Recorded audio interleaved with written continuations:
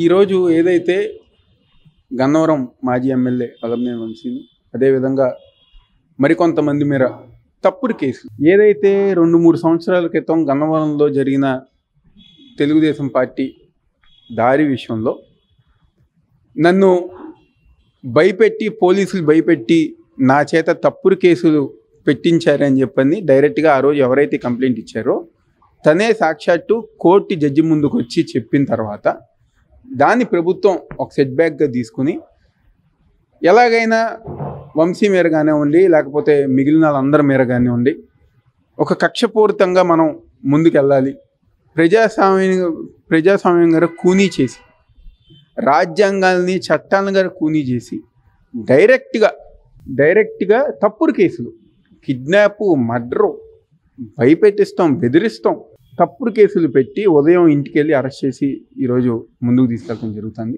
తప్పకుండా దాన్ని వైఎస్ఆర్ కాంగ్రెస్ పార్టీ తరఫున మేము తీవ్రంగా ఖండిస్తున్నాం.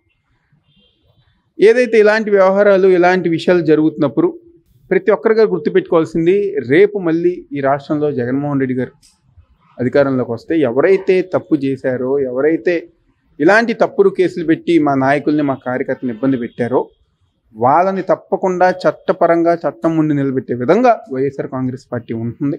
తప్పకుండా ఏదైతే ఈ తప్పుడు కేసులు ఇష్యూస్ అన్ని గారు కోర్టు వారి గారు గమనించి మా నాయకులకి మా కార్యకర్తలకి న్యాయం చేయాల్సిందిగా కోరుకుంటున్నాం.